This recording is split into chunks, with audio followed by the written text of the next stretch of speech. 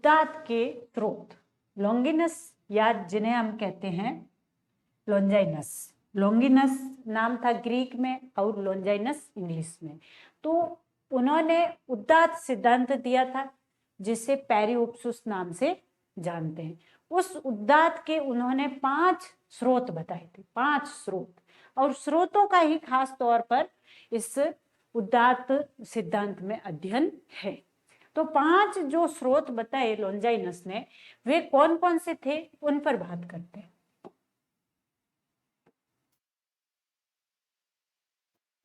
अंतरंग स्रोत और बहिरंग स्रोत, 2 प्रकार के थे। स्रोत जो है वे उद्दात के 2 प्रकार के थे, यानी उद्दात जो भावना होती है, जो उच्चतम स्तर की भावना होती है, उसके स्रोत कौन कौन से हैं, उद्दात कहाँ से आता है, इस पर लॉन्जाइनस ने बात की और उन्होंने कहा कि उसके 2 तो अंतरंग स्रोत है, यानी आंतरिक स्रोत है, और 3 बहिरंग स्रोत है। 2 आधारों पर उन्होंने स्रोतों का विश्लेषण किया। तो अंतरंग स्रोत में उन्होंने कौन से माने? सबसे पहले उन्होंने ले लिया महान विचार। महान जो विचार अपने अंदर उत्पन्न होते हैं, उसी से हम किसी उत्कृष्ट रचना की रचना कर सकते हैं। तो महान विचार जो है वो सबसे पहला उद्दात का स्रोत है। महान विचार, यानी कहने का अर्थ है कि किसी व्यक्ति में महान विचार होंगे तभी वह सर्वश्रेष्ठ रचना या कृति कर सकता है। महान विचार। और दूसरा है उद्दाम आवेग। उद्दाम आवेग, उद्दाम आवेग, या जिसे क्या कह सकते हैं, तीव्र भावावेग। सामान्य लाइफ में तो आवेगों को अच्छा नहीं माना जाता है कि ज्यादा हमें आवेगपूर्ण नहीं होना चाहिए, लेकिन लॉन्जाइनस कहते हैं कि अगर किसी व्यक्ति में अचानक से कोई आवेग आए और उस आवेग के आधार पर अगर कोई रचना हो जाए, तो उस तुरंत आए हुए आवेग से जो कवि के मन के भाव बाहर आएंगे, वे वैसे ही सामान्य रूप से बैठे हुए व्यक्ति के मन में नहीं आ सकते। यह बात लॉन्जाइनस ने की। पहले तो महान विचार, यानी महान विचार अपने पास होंगे, अपने दिमाग में महान विचार होंगे, तभी हम किसी अच्छी कृति को लिख सकते हैं। या महान रचना तभी हो सकती है जब व्यक्ति में महान विचार हो। उत्कृष्ट विचार अगर हमारे पास नहीं होंगे तो हम उत्कृष्ट रचना नहीं कर सकते। ये 2 है, महान विचार और उद्दाम आवेग, या फिर इसे कहते हैं तीव्र भावावेग। ये तो है अंतरंग स्रोत, उद्दात के अंतरंग स्रोत। और बहिरंग स्रोत में, बहिरंग जो स्रोत है उसमें एक तो आती है अलंकार योजना। अलंकार योजना को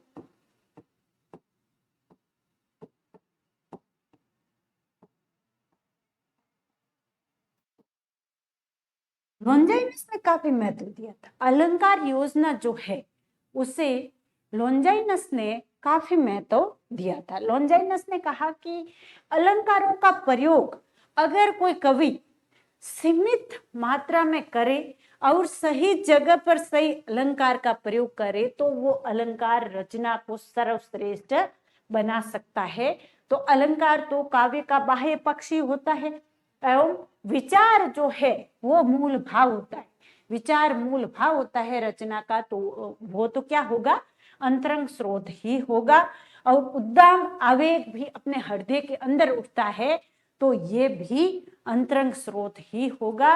और बहिरंग स्रोत में जो बाहर अभिव्यक्त होने वाले भाव है वही आएंगे। तो उसमें सबसे पहला स्थान है अलंकार योजना का। और 1 2 3 4 5 के हिसाब से देखें तो महान विचार को पहला स्रोत माना था, सबसे ज्यादा महत्व दिया लॉन्जाइनस ने, दूसरा उद्दाम आवेग को, तीसरा अलंकार योजना को, और चौथा उन्होंने दिया गरिमामय अभिव्यक्ति, गरिमामय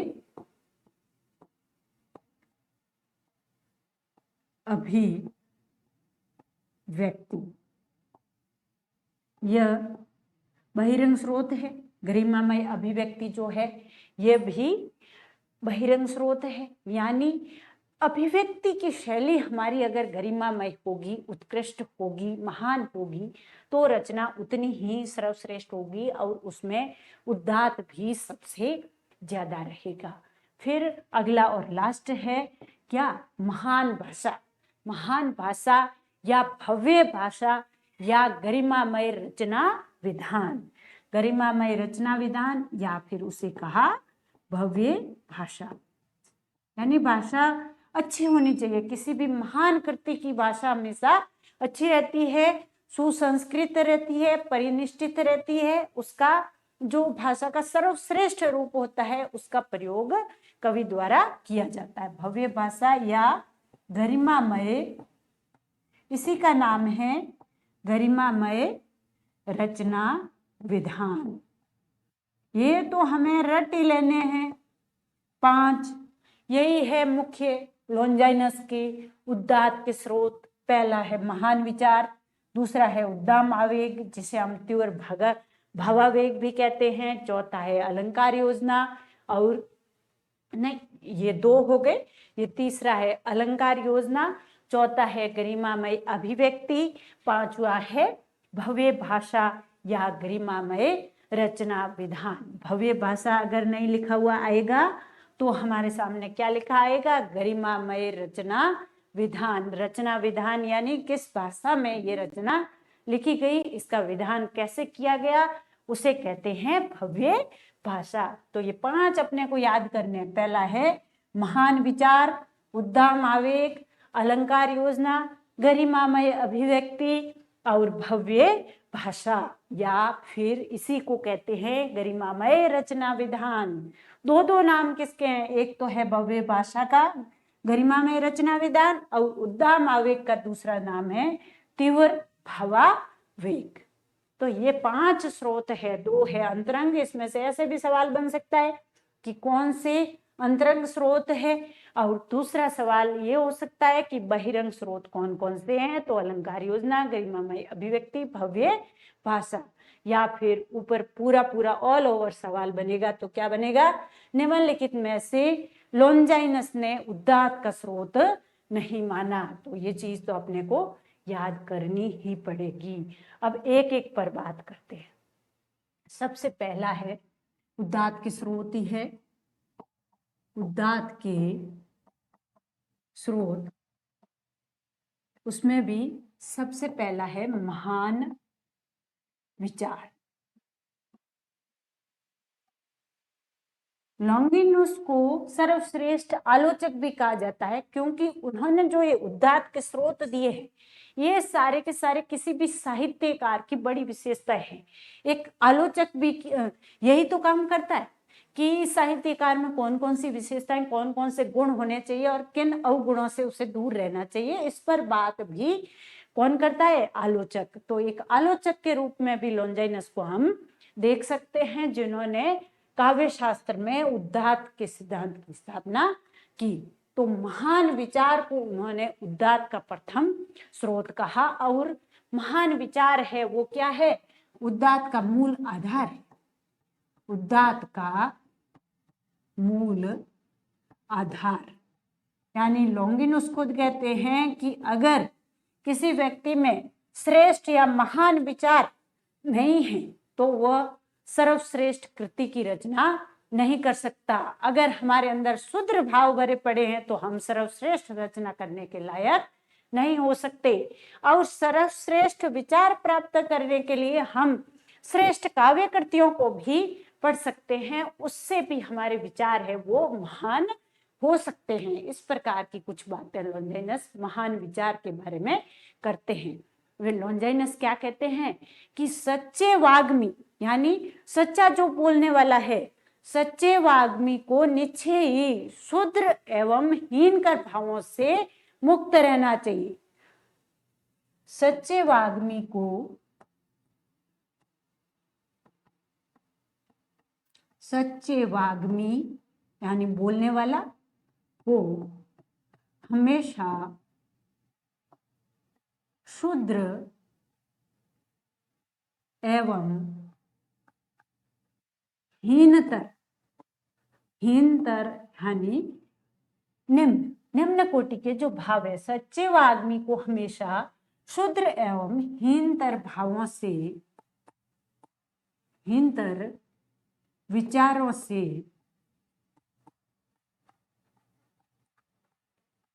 दूर रहना चाहिए। सच्चे वाग्मी को हमेशा शूद्र एवं हीनतर विचारों से दूर रहना चाहिए। किसने कहा? लॉन्गिनस खुद ने। लॉन्गिनस खुद क्या कहते हैं कि हमें हमेशा निम्न कोटि के विचारों से दूर रहना चाहिए। कभी भी निम्न कोटि के विचार जो है वो हमारे अंदर नहीं आने चाहिए। अगर हमारे विचार निम्न कोटि के होंगे तो हम उत्कृष्ट काव्य कृति की रचना नहीं कर सकते और हमारा व्यक्तित्व उदात्त नहीं हो सकता। व्यक्तित्व उदात्त बनाने के लिए व्यक्ति के मन में हमेशा अच्छे भाव रहने चाहिए। दूसरों का भला करना या उत्साह रखना, किसी को मोटिवेट करना, इस प्रकार के भाव होने चाहिए, तो ही हम दूसरों के साथ कोई अच्छी बात कर सकते हैं। अंदर होगा तो ही किसी को बताएंगे। वैसे ही कवि की स्थिति है कि कवि के अंदर अगर अच्छे विचार है, निम्न कोटि के विचार नहीं है, तो ही वो अच्छी रचना कर सकता है। जो नॉर्मल लाइफ में बात है वही यहाँ पर लॉन्गिनुस भी हमें कहते हैं कि हमें हमेशा निम्न कोटि के विचारों से तो दूर ही रहना है। विचार लाएं तो अच्छे लाएं, नहीं तो बस अपने में मस्त रहे। किसी के प्रति विचार लाएं, कुछ भी सोचें, किसी का अच्छा सोचे तो बढ़िया, नहीं तो अपने में मस्त है तो भी अपने में भी अच्छे विचारों के साथ या पॉजिटिविटी के साथ हमें जीना चाहिए जीवन में। और लॉन्गिनस पे इसी बात को कहते हैं कवि के लिए आवश्यक है और कवि के साथ साथ किसी भी व्यक्ति के लिए भी ये आवश्यक है। लॉन्गिनस खुद कहते हैं कि यह संभव नहीं कि आप किन्हीं छोटे मोटे या क्षुद्र उद्देश्यों के साथ और अन्य अनुदार विचारों के साथ, अनुदार विचारों के साथ यानी जो विचार उदार नहीं है उनके साथ रहकर उससे ग्रस्त होकर के किसी अमर रचना को लिख सको, ऐसा पॉसिबल नहीं है। उन्होंने कहा कि ऐसा संभव नहीं, संभव नहीं कि कोई व्यक्ति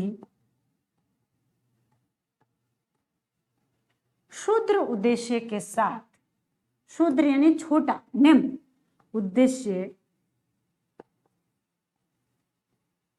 के साथ महान कृति की रचना कर सके। अगर हमें महान कृति की रचना करनी है तो हमें हमेशा अपने विचारों को उच्च कोटि का रखना पड़ेगा और सर्वश्रेष्ठ अगर जीवन जीना है तो भी हमें विचार उत्कृष्ट कोटि के रखने पड़ेंगे। ये बात कौन कहते हैं? लॉन्गिनुस कहते हैं कि अगर हमारे उद्देश्य निम्न है तो हम उत्कृष्ट रचना नहीं कर सकते, महान रचना नहीं कर सकते और हमारा व्यक्तित्व भी महान नहीं हो सकता। ये बात लॉन्गिनस ने कही कि सच्चे वाग्मी को हमेशा शूद्र एवं हीनतर विचारों से दूर रहना चाहिए। और दूसरी बात कही कि ऐसा संभव नहीं कि कोई व्यक्ति छोटा उद्देश्य लेकर महान कृति की रचना कर सके, ऐसा हो ही नहीं सकता। ये बात कही थी लॉन्गिनुस ने और ये बात पूरी की पूरी 100% सही भी है कि अगर हमें किसी अच्छी कृति की रचना करनी है तो हमारे विचार उदात्त होने आवश्यक है। अगर सर्वश्रेष्ठ कृति की रचना करनी है, जैसे वाल्मीकि ने रामायण लिखी, तो उनके अंदर महान विचार आए होंगे, तभी वे इस प्रकार की रचना कर सके। यही बात यहाँ पर लॉन्गिनोस हमें समझाना चाहते हैं कि हमारे अंदर अगर उत्कृष्ट भाव होंगे तो ही हमारी कृति में वो भाव आएंगे। अगर अंदर भाव ही नहीं है, विचार ही नहीं है, तो फिर बाहर कृति में क्या आएगा? किसी सर्वश्रेष्ठ कृति की रचना नहीं कर सकते। किसके साथ? शुद्र उद्देश्य के साथ। अगर हमारा उद्देश्य महान है, हम किसी की सेवा करना चाहते हैं, समाज की सेवा, या समाज में किसी नई स्थापना को स्थापित करना चाहते हैं जो सर्वहिताय हो, इस प्रकार का कोई भाव है, तो ही कोई व्यक्ति सर्वश्रेष्ठ रचना कर सकता है। उल्लास है, इन आवेगों को उन्होंने अच्छा माना था। आगे वो बात भी आएगी। इसी के साथ जैसे महान विचार पर वे बात करते हुए क्या कहते हैं कि महान या पवित्र जो विचार होते हैं उनसे ही हम महान रचना कर सकते हैं। जैसे अपने बात की थी कि महान विचार या पवित्र विचार महान कृति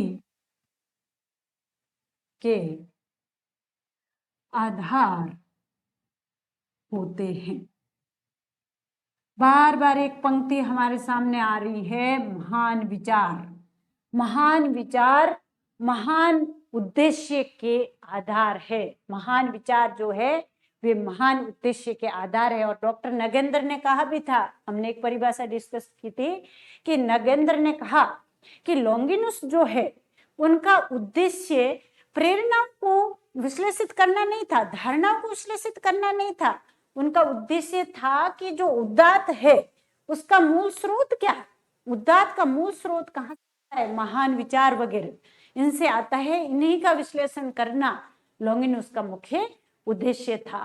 तो महान विचार से ही महान कृति बनती है, ये बात हमें ध्यान रखनी है। किसने कहा?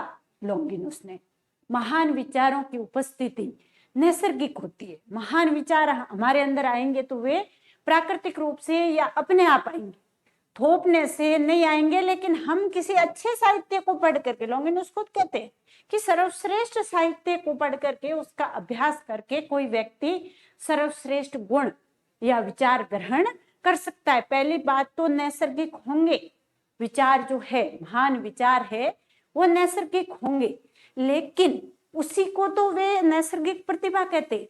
लेकिन उसके साथ ही साथ उन्होंने कहा कि ये नैसर्गिक प्रतिभा जो है, ये अगर आपको विकसित करनी ही है तो आप सर्वश्रेष्ठ कृतियों को पढ़िए, अच्छी रचनाओं को बार बार पढ़िए, उनसे गुण ग्रहण कीजिए, तो आपके अंदर इस प्रकार की भावना आ सकती है। तो हम क्या लिख सकते हैं कि महान विचारों की उपस्थिति एक नैसर्गिक गुण है।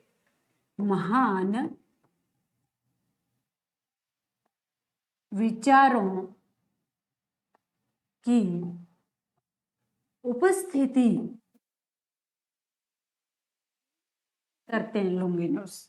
पहले तो कहेंगे कि महान विचार है वो नैसर्गिक है, फिर वो वापस वही कहेंगे कि आप अगर सर्वश्रेष्ठ गुण ग्रहण करना चाहते हैं तो कुछ सर्वश्रेष्ठ कृतियों को पढ़िए, कुछ तपस्या कीजिए, तो आपके गुण सर्वश्रेष्ठ हो सकते हैं। महान विचारों की उपस्थिति नैसर्गिक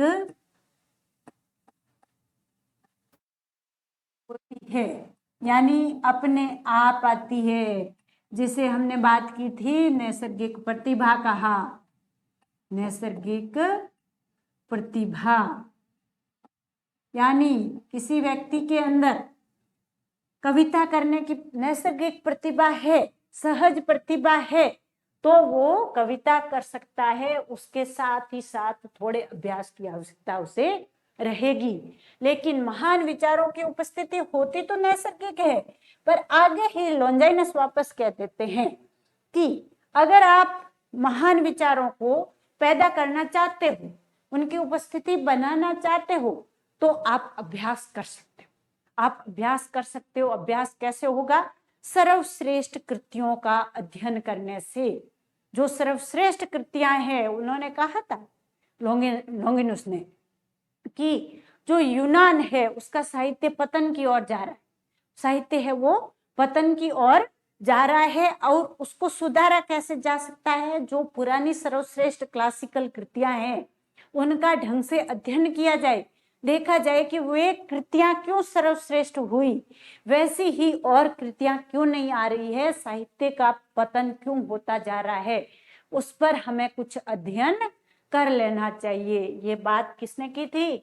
लॉन्गिनुस ने की थी। लॉन्गिनुस ने कहा था कि भाई नैतिकता जरूरी है। नैतिक पतन जो हो रहा है, उनका जो अंतिम अध्याय है 44वां, उसमें उन्होंने बताया है कि यूनान में जो साहित्यिक पतन हो रहा है उसके कारण क्या है और उसका निवारण किस प्रकार किया जा सकता है। तो यहाँ पर एक बात है कि अगर प्रतिभा को अर्जित करना है तो अभ्यास करना पड़ेगा, और अभ्यास क्या होगा? सर्वश्रेष्ठ कृतियों का अध्ययन। अगर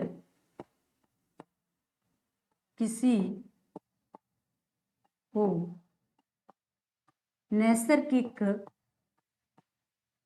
नैसर्गिक प्रतिभा का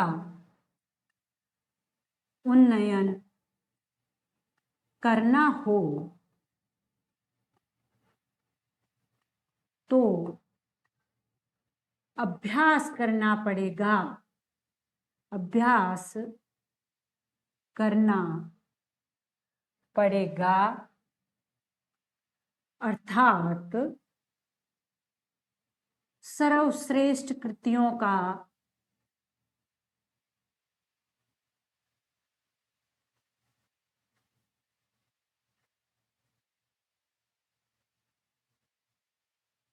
अध्ययन करना पड़ेगा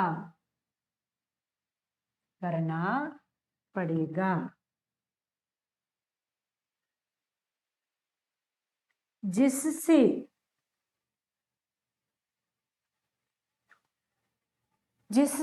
उदात्त विचार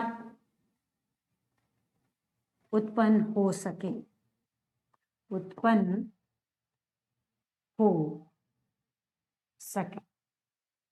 यह बात लॉन्गिनुस ने कही थी और 100% सही भी है कि अगर हम प्रतिभा का विकास करना चाहते हैं, अगर हमारे अंदर कुछ प्रतिभा है तो उसे हम और अधिक विकसित कर सकते हैं। किसके माध्यम से?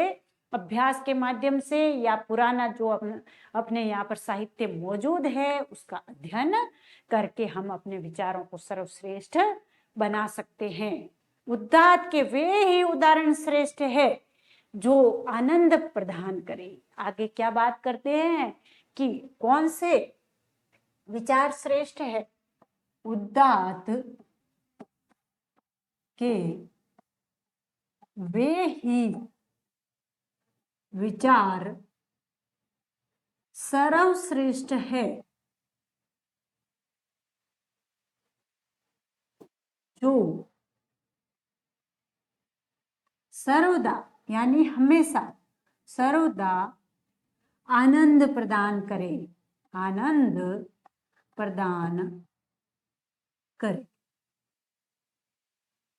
लॉन्जाइनस कहते हैं कि उदात्त के वे विचार सर्वश्रेष्ठ है जो सर्वदा आनंद प्रदान करे, यानी आनंद प्रदान करने वाले विचार ही उदात्त होंगे। ऐसे विचार जो किसी व्यक्ति को आनंद प्रदान नहीं करे वे उदात्त नहीं होंगे और सर्वश्रेष्ठ भी नहीं होंगे। और एक मोस्ट बात क्या कहते हैं लॉन्जाइनस? कहते हैं कि उदात्त विचार किसमें होंगे? जिसकी आत्मा महान होगी। लॉन्गिनुस क्या कहते हैं कि उदात्त विचार उसी के हो सकते हैं जिसकी आत्मा महान होगी। उदात्त विचार महान आत्मा में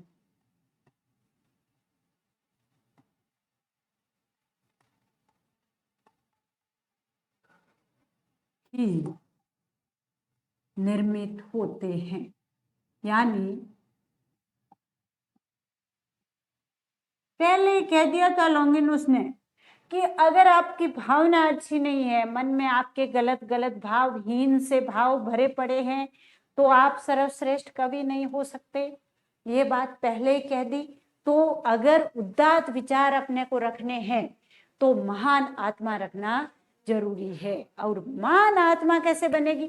महान चरित्र होगा, महान आचार होगा, महान व्यवहार होगा, तभी आत्मा सर्वश्रेष्ठ बनेगी। तो महान आत्मा का निर्माण, महान आत्मा का निर्माण महान चरित्र, विचार एवं व्यवहार से ही होता है। यहाँ पर बात इंपॉर्टेंट है जीवन के लिए भी और लॉन्गिनस के अनुसार भी, कि महान आत्मा का निर्माण 3 चीजों से मिलकर बनता है। पहली बात है महान चरित्र, दूसरी बात है महान विचार, और तीसरी बात है महान व्यवहार। अगर हमारा व्यवहार अच्छा है तो, दूसरी बात हमारे अंदर विचार अच्छे हैं तो, और तीसरी बात है हमारा चरित्र अच्छा है, कोई भी हमारे ऊपर उंगली नहीं उठाता है, ऐसा चरित्र है, तो ही हम महान आत्मा वाले व्यक्ति कहलाएंगे। और वही व्यक्ति सर्वश्रेष्ठ कवि या कर्ता या सर्जक हो सकता है, दूसरे व्यक्ति अच्छे सर्जक नहीं हो सकते। तो ये बात यहाँ मोस्ट है कि महान आत्मा कैसे बनती है? महान चरित्र से, महान विचारों से और महान व्यवहार से।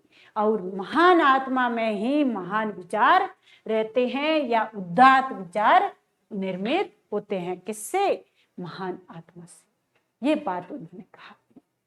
उसके साथ ही साथ वे कहते हैं कि दिव्य जो पूर्वज है, पहले ही हमने बात की कि हमारे जो भी दिव्य पूर्वज है या क्लासिक जितनी भी पहले कृतियां लिखी गई, उनकी दिव्य बातों को अगर हम ग्रहण करें, उन्हें समझें, तो हमारे अंदर महान विचार आ सकते हैं। बैठे बैठे सोचें कि नहीं भाई अपने तो कोई महान विचार आने नहीं, ऐसे सोच के बैठ गए तो कोई महान विचार नहीं आएंगे। लेकिन अगर कभी बैठे हैं फ्री, आज के समय में तो फोन वोन देखते रहते हैं, टाइम इधर उधर पास करते हैं, उसी समय अगर किसी श्रेष्ठ कृति को पढ़ लिया जाए, रामचरितमानस या कोई भी कुरान, बाइबिल, जो सर्वश्रेष्ठ पहले कृतियां लिखी गई है, उन कृतियों का, रामायण वगैरह जो लिखी गई है, उनका अगर थोड़ा सा भी अध्ययन हम कर लें या दूसरी जो भी अपने को सर्वश्रेष्ठ लगे उसका अध्ययन कर लिया जाए, तो हो सकता है कि अपने अंदर ही छिपे हुए महान विचार बाहर आ जाए।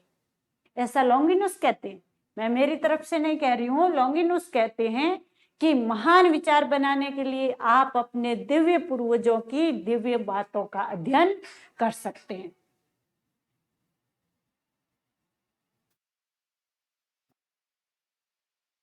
महान विचार अर्जित करने के लिए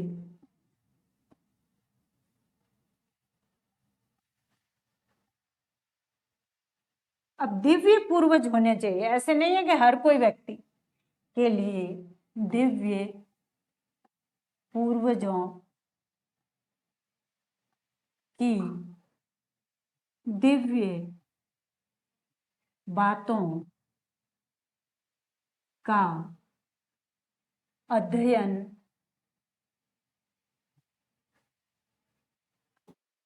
किया जा सकता है। किसने कहा? लॉन्गिनस ने। लॉन्गिनस कहते हैं कि भाई अगर आप दिव्य या महान विचार अर्जित करना चाहते हो, उदात्त विचार अर्जित करना चाहते हो, उनका अनुकरण करना चाहते हो, तो अपने दिव्य पूर्वजों द्वारा लिखे गए साहित्य का अध्ययन कर सकते हो। जो क्लासिक साहित्य लिखा गया उसको पढ़िए, उसको समझिए, उसको अपने अंदर समाहित कीजिए, तब जाकर आपके विचार महान हो जाएंगे। ये बात लॉन्गिनस ने की थी। इसीलिए निर्मला जैन ने इन्हें जितना बड़ा काव्य शास्त्री है उतना ही बड़ा साथ साथ क्या कह दिया, आलोचक भी कह दिया, क्योंकि आलोचक क्या करता है, साहित्यकार के गुण और दोषों का विवेचन करता है। तो इस प्रकार से लॉन्गिनुस विचार पर बात करते हैं कि अगर हम यही बात आगे और बढ़ाते हुए वे कहते हैं कि महान कार्यों का अनुकरण अगर हम पूर्ण मन से करेंगे तो हमारे अंदर अपने आप उदात्त विचार आ जाएंगे। महान कार्यों का अनुकरण पूर्ण मन से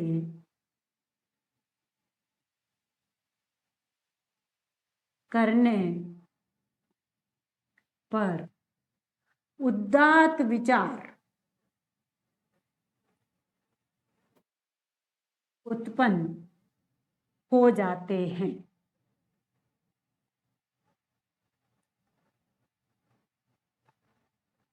तो यहाँ पर हमने जितना लॉन्गिनस का ये महान विचार वाला पढ़ा उसमें एक बात पक्का आई है कि ऊंचे विचार या उच्च विचार और नैसर्गिक प्रतिभा, उच्च विचार एवं नैसर्गिक प्रतिभा दोनों काव्य सर्जन के आधार है। उच्च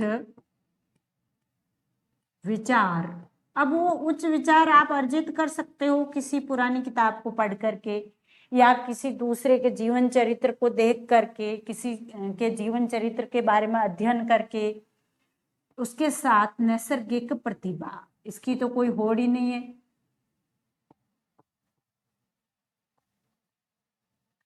अगर किसी में जन्मजात गुण है तो फिर तो क्या चाहिए, वो काव्य रचना अपने आप कर सकता है। तो दो बातें मिलकर काव्य रचना का आधार बनती है लॉन्गिनुस के अनुसार, उच्च विचार और नैसर्गिक प्रतिभा बराबर काव्य सर्जन।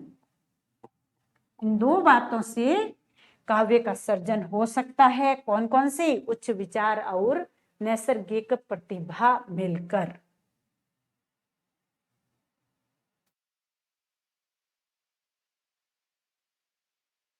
ये उच्च विचार और नैसर्गिक प्रतिभा दोनों मिलकर काव्य सर्जन कर सकते हैं, यह बात कहते हैं लॉन्गिनुस।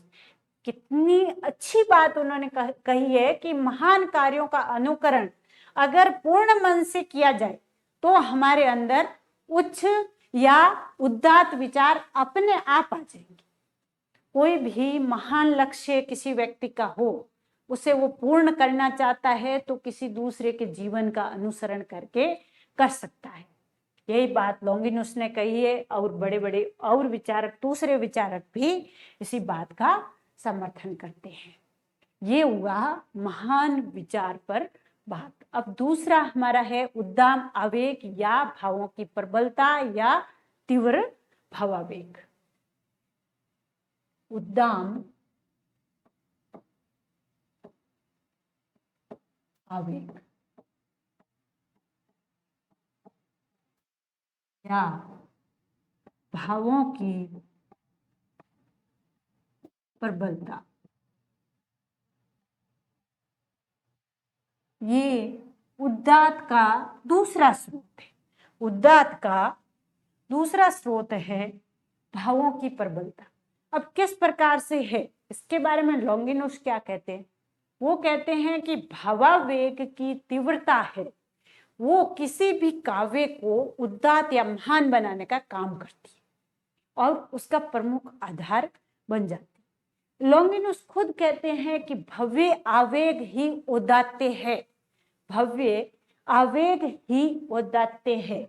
वे खुद क्या कहते हैं कि भव्य आवेग, भव्य होना चाहिए, आवेग कैसा हो, भव्य, भव्य आवेग ही उदात्त है, भव्य आवेग ही उदात्त है। किसने कहा, लॉन्गिनुस ने। लॉन्गिनुस क्या कहते हैं कि भव्य आवेग ही उदात्त है, यानी किसी व्यक्ति के मन में भव्य आवेग आ गया, उल्लास, उत्साह ये जो भव्य आवेग है, मन की ऊर्जा, ऊष्मा, जो हमारे अंदर शक्ति होती है, अंतर शक्ति, अंतर्दृष्टि, ये सारे भव्य आवेग कहलाते हैं। और ये अगर अचानक से कुछ काम कर दे तो लोंगिनुस कहते हैं कि वह व्यक्ति सर्वश्रेष्ठ कृति की रचना कर सकता है। और उन्होंने कहा कि अगर हमारी आत्मा जैसे अपने आप ऊंचे आकाश में उड़ रही है, ऐसा कभी महसूस हो जाए, अपने आप आकाश में उड़ रही है ऐसा कभी महसूस हो जाए, और उस समय जो हर्ष और उल्लास की अनुभूति हो रही है उसे अगर किताब में या कॉपी में अंकित कर दिया जाए तो सर्वश्रेष्ठ उदात्तपूर्ण रचना हो जाएगी। उन्होंने क्या कहा कि कभी कभी हर्ष एवं उल्लास के द्वारा हम अपने आप को गर्व से ऊंचे आकाश में उड़ता हुआ महसूस करते हैं, वही स्थिति तीव्र भावावेग की होती है। यानी कभी कभी लॉन्गिनुस खुद कहते हैं कि कभी कभी, और होता भी है, कभी कभी हम अपने आप को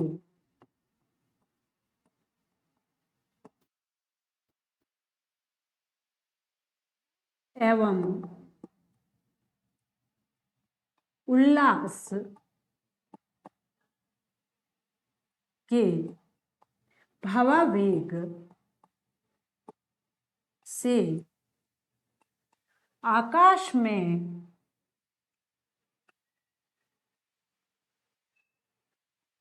ऊंचा उड़ता हुआ महसूस करते हैं।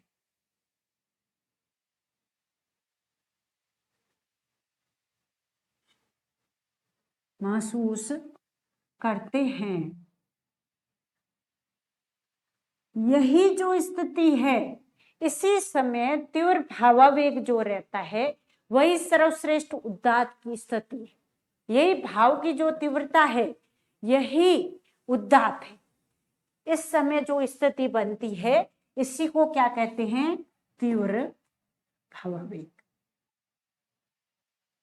यानी कोई एक भाव आया और उसकी वजह से, जैसे उन्होंने कहा था ना कि बिजली की चमक के समान होता है उदात्त, तो बिजली की चमक के समान ही कोई भाव हमारे मन में आ जाता है। यहाँ पर हम लिख सकते हैं कि कोई भी भाव बिजली की चमक के समान अचानक से आ जाए, भावावेग तो अचानक ही आएगा, तो वह जो राइटर है या जो पोइट है उसे इतना प्रभावित करता है कि वह अपनी रचना का पीक पॉइंट बना सकता है। यानी उस समय वो जो कुछ लिखेगा वह सर्वश्रेष्ठ उदात्तपूर्ण होगा। ये बात लॉन्जाइनस ने कही। इसके साथ ही साथ लॉन्गिनुस कहते हैं कि भावों की जो तीव्रता है उससे हमें मतलब उस पर कंट्रोल होना भी जरूरी है, नियंत्रण होना भी जरूरी है। जैसे उन्होंने कहा कि हर्ष और उल्लास जैसे या उत्साह जैसे तीव्र भावावेग तो काम के हैं, लेकिन भय, शोक और ये करुणा वगैरह जो दया वगैरह है ये निम्नतर भावावेग है, ये काम के नहीं है। अगर अच्छी रचना आपको लिखनी है या अच्छा व्यक्ति भी बनना है तो ये भाव नहीं लाने हैं। इनको उन्होंने निम्नतर भाव कहा। तो लॉन्जाइनस के अनुसार आवेग दो प्रकार के हैं। लॉन्जाइनस या लॉन्गिनुस के अनुसार आवेग दो प्रकार के हैं। दो प्रकार के कौन कौन से? निम्नतर आवेग एवं दूसरे हैं भव्य आवेग। भव्य या उच्चतर कह सकते हो, भव्य आवेग। तो निम्नतर आवेग तो कौन से होंगे? जो हमें हतोत्साह करे, जिनमें उत्साह की भावना न बढ़ करके और गलत भावनाएं बढ़े। जैसे दया है, दया किसी की पे दया दृष्टि रखना, इस प्रकार की बात की जाती है तो व्यक्ति अपने आप को उत्साहित महसूस नहीं करता है। और उसके साथ साथ शोक है, भय है। इस प्रकार के भावों के साथ लॉन्जाइनस के अनुसार व्यक्ति उदात्त कृति की रचना नहीं कर सकता। भय कौन कौन से हैं? भय, शोक, दया, इस प्रकार के जो भाव है इनके साथ व्यक्ति सर्वश्रेष्ठ कृति नहीं लिख सकता। सर्वश्रेष्ठ या औदात्यपूर्ण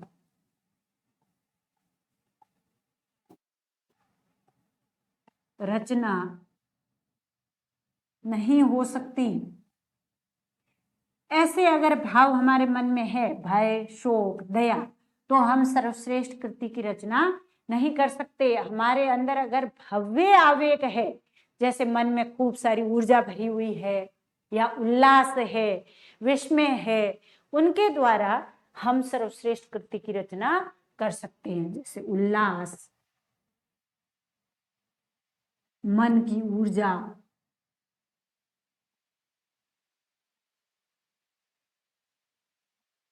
विस्मय, इस प्रकार के जो भाव है इन्हें लॉन्जाइनस ने भव्य आवेग कहा। और ये जो है ये आवेग उदात्त निर्माण में सहयोगी है। उदात्त निर्माण में सहयोग, मन में खूब सारी ऊर्जा भरी हुई है तो हम कोई सर्वश्रेष्ठ कार्य आराम से कर सकते हैं, ये बात है भी सही। तो भव्य आवेग को उन्होंने श्रेष्ठ बताया और निम्नतर आवेगों से तो दूर रहने की बात लॉन्गिनुस ने करी। तो लॉन्गिनुस ने क्या कहा? लॉन्गिनुस कहते हैं कि जो ये तीव्र भावावेग है उनकी उपस्थिति के आधार पर उन्होंने होमर की जो ओडिसी है उससे इलियाड को बेस्ट कृति माना। होमर की दो बड़ी कृतियां मानी जाती है, इपिक है शायद, उन कृतियों में से इलियाड, दो कृतियां हैं, ओडिसी एवं इलियाड, होमर की दो कृतियां। होमर नाम का बड़ा पोइट हुआ था, उसकी दो कृतियां हैं, एक है इलियाड और दूसरी है की रचनाएं, इधर लिख देते हैं, एक है इलियाड और दूसरी है ओडिसी। तो इनमें से लॉन्गिनुस ने कहा कि जो इलियाड है उसमें सर्वश्रेष्ठ या तीव्र भावावेग है। जो इलियाड है उसमें तीव्र भावावेग है, उद्दाम आवेग है, इसकी वजह से यह कृति ज्यादा श्रेष्ठ है। उद्दाम आवेग के कारण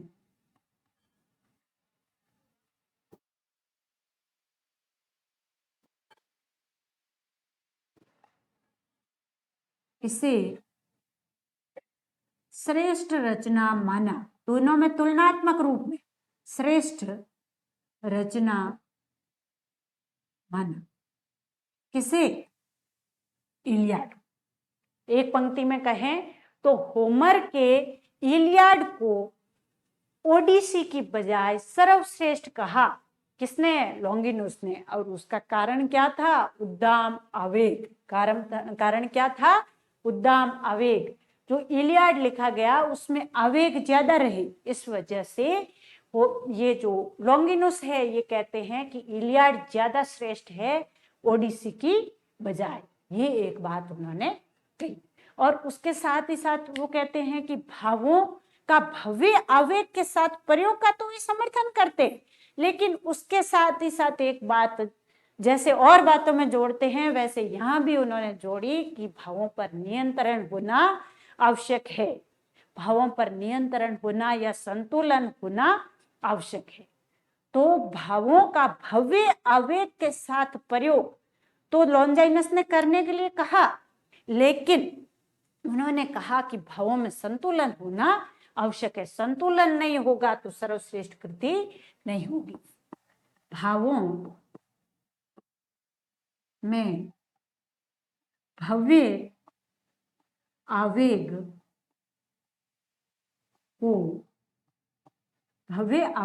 को आवश्यक मानते हुए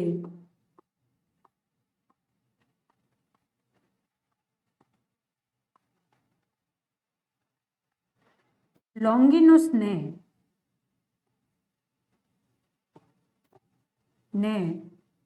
भाव संतुलन पर बल दिया। उन्होंने कहा कि भावातिरेक है, यानी भावों का जो अतिरेक है वो अगर हो गया, यानी बहुत अधिक आवेग आ गए तो भी काम के नहीं है। एक बार तीव्र रूप से आवेग आया ठीक है, लेकिन बार बार अगर आवेग आ रहे हैं तो वे रचना को नेगेटिविटी की ओर ले जाएंगे। किधर ले जाएंगे? नेगेटिविटी की ओर। इसलिए भावों का संतुलन होना जरूरी है, उनके अतिरेक पर नियंत्रण लगाना जरूरी है। लॉन्गिनुस भावों के अतिरेक से बचाव का सुझाव देते हैं।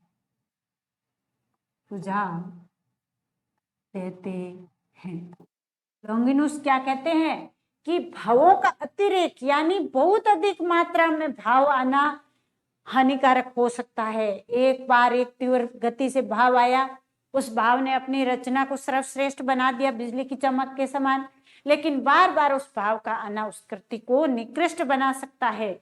इसलिए भावों का अतिरेक नहीं होना चाहिए। भावों में क्या होना चाहिए? संतुलन आवश्यक है, ये बात कही। और एक और है, अरस्तु से तुलना करें तो अरस्तु ने किसको आवश्यक माना था? अरस्तु ने करुणा एवं दुख को काव्य के लिए क्या कहा था उन्होंने? करुणा और दुख की, करुणा, दुख, भय, इन सबको काव्य, सर्वश्रेष्ठ काव्य रचना के लिए आवश्यक मान लिया था। लेकिन लॉन्गिनुस इसका उल्टा कहते हैं। वो कहते हैं कि ये तो शुद्र भाव है भाई, इनसे आप दूर रहिए, इनके नजदीक मत आइए। अरस्तु करुणा एवं दुख की जगह भय शब्द का वे शायद प्रयोग करते हैं, भय कहते हैं। करुणा एवं भय को काव्य के लिए अनिवार्य मानते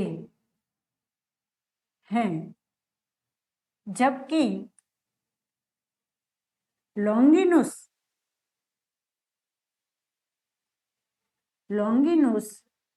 इन भावों को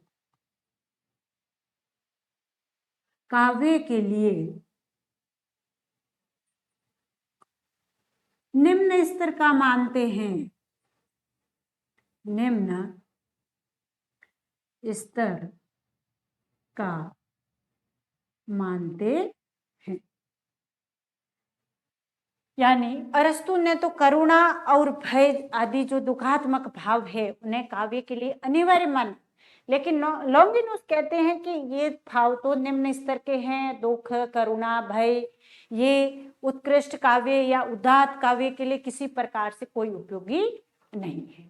लॉन्गिनुस क्या कहते हैं कि मैं पूरे विश्वास के साथ ये कह सकता हूं कि जो आवेग, उन्माद, उत्साह के द्वारा उमड़ पड़ता है वह सर्वश्रेष्ठ काव्य कृति करा सकता है। वह उससे जो उदात्त आता है वो अन्यत्र नहीं आ सकता। ये बात लॉन्गिनुस ने कही थी।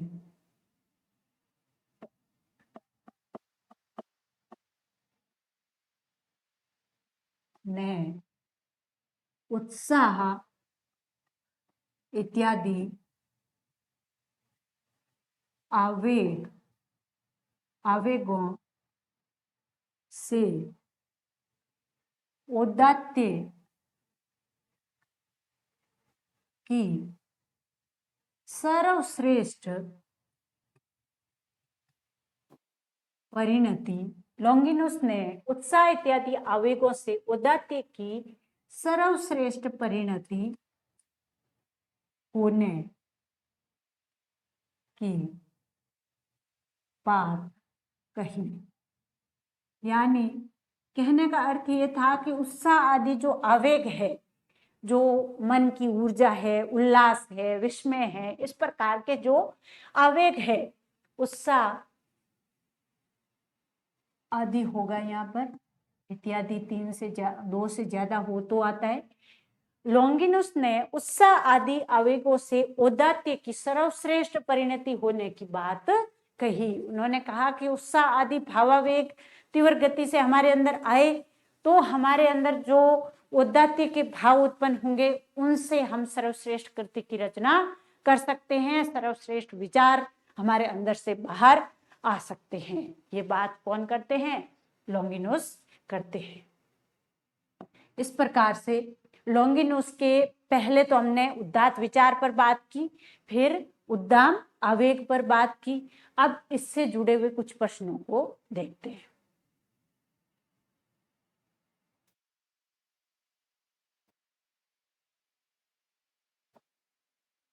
का अंतरंग स्रोत है, उदात्त का अंतरंग कौन सा? अंतरंग यानी आंतरिक, अंतरंग यानी आंतरिक या जो मूल भाव से जुड़ा हो, मूल से जुड़ा हो, ऐसा स्रोत कौन सा है? देखिए, गरिमामय अभिव्यक्ति कला पक्ष का है, अभिव्यक्ति शैली और अलंकार योजना ये भी बाह्य पक्ष का है और ये भी बाह्य पक्ष का, और उदात्त विचार जो है वो अंतरंग से जुड़ा है। अंतरंग स्रोत कौन सा है? उदात्त विचार। भावावेग की तीव्रता उदात्त काव्य के लिए आवश्यक है या नहीं? लॉन्गिनुस के अनुसार भावावेग की तीव्रता आवश्यक है। और भावावेग कैसा होना चाहिए? भव्य होना चाहिए। कैसा भावावेग होना आवश्यक है? भव्य भावावेग का होना आवश्यक है, या श्रेष्ठ आवेग अगर होगा तो उदात्त काव्य की रचना होगी। तो इसमें आवश्यक है। उत्तर क्या हो जाएगा? है। उत्तर होगा है। असंगत कथन छांटिए, महान विचारों से महान रचना हो सकती है। बिल्कुल सही है। अगर हमारे अंदर महान विचार है, नैसर्गिक प्रतिभा है, महान विचार कूट कूट कर भरे हुए हैं, तो हम उदात्त रचना कर सकते हैं। महान आदर्श अनुकरण से नहीं बनता, अनुकरण से बन सकता है। हमने बात की थी उदाहरण के साथ कि अगर हम क्लासिक कृतियों को पढ़ें, शास्त्रीय पुरानी कृतियों को पढ़ें, महान रचनाओं को बार बार पढ़ें, तो हमारे अंदर भी आदर्श स्थापना हो सकती है। तो ये कथन क्या होगा? असंगत होगा। पूछा क्या है? असंगत। तो असंगत कौन सा है? महान आदर्श अनुकरण से नहीं बनता, अनुकरण से बन सकता है। यहाँ क्या होना चाहिए था? बन सकता है। ये होता तो ये कथन संगत हो जाता। ऊंचे विचार व नैसर्गिक प्रतिभा से उच्च स्तर की काव्य रचना हो सकती है। बिल्कुल सही बात है। नैसर्गिक प्रतिभा और उच्च स्तर के विचार, ऊंचे विचार दोनों मिलकर सर्वश्रेष्ठ काव्य कृति की रचना कर सकते हैं।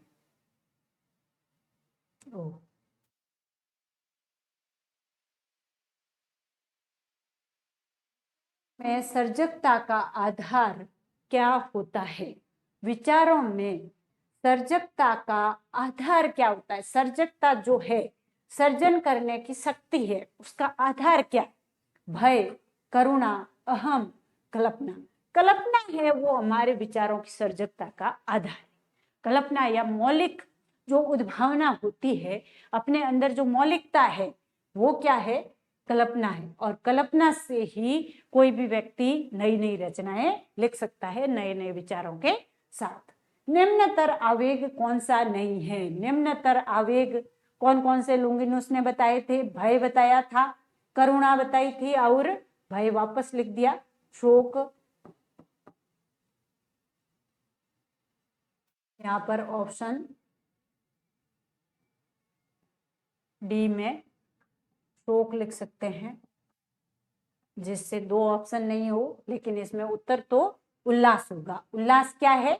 भव्य आवेग, भव्य आवेग है जो उद्दात के लिए आवश्यक होता है। फिर है लॉन्गिनुस ने भावों की तीव्रता के कारण होमर के किस ग्रंथ को श्रेष्ठ बताया? हमने बात की थी कि होमर ने दो ग्रंथ लिखे, कौन कौन से? इलियाड और ओडिसी। और उसमें से किसे सर्वश्रेष्ठ बताया था? इलियाड को। क्यों बताया? भावों की तीव्रता या उद्दाम आवेग के कारण। किसके कारण? उद्दाम आवेग के कारण। जो इलियाड है उसमें उद्दाम आवेग थे, इस वजह से लॉन्गिनुस ने इसे श्रेष्ठ बताया। किसकी बजाय? ओडिसी की बजाय। लॉन्गिनुस ने महान आत्मा का निर्माण किसके द्वारा माना? महान चरित्र, महान विचार, महान व्यवहार, उपयुक्त सभी। महान आत्मा कौन सी होगी? जिसका चरित्र, व्यवहार और विचार तीनों महान हो, ऐसे व्यक्ति की आत्मा महान आत्मा हो सकती है। सामान्य व्यक्ति की आत्मा महान आत्मा नहीं हो सकती। लॉन्गिनुस ने भव्य आवेग के साथ साथ क्या आवश्यक माना? भावों का संतुलन। क्या आवश्यक माना? भावों में संतुलन होना जरूरी है, भावों का अतिरेक नहीं होना चाहिए। क्या नहीं होना चाहिए? भावों का अतिरेक।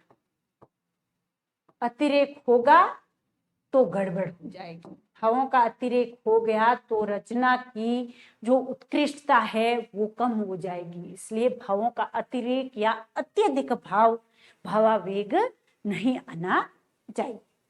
फिर है पेरिउपसुस में उद्दात कला की प्रेरक भावना।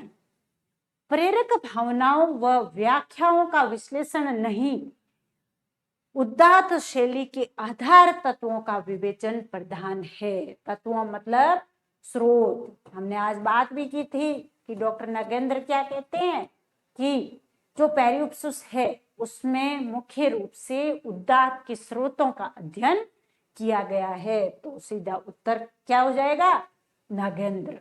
नगेंद्र ने क्या कहा कि धारणाओं और व्याख्याओं का विश्लेषण करना लॉन्गिनुस का उद्देश्य नहीं था, जबकि लॉन्गिनुस का उद्देश्य था कि उद्दात शैली के मूलभूत आधार क्या है, आधार तत्व या स्रोत कौन से हैं जिनसे उद्दात बनता है।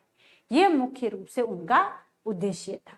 पेरिउपसुस का अंग्रेजी अनुवाद किस नाम से हुआ? पेरिउपसुस जो कृति है उसका अंग्रेजी अनुवाद हुआ था ऑन द सबलाइम नाम से। On the Sublime.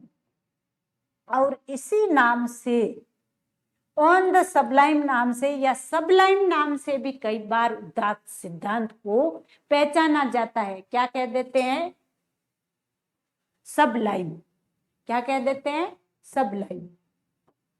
सबलाइम का अर्थ ही है उद्दात या ऊंचाई।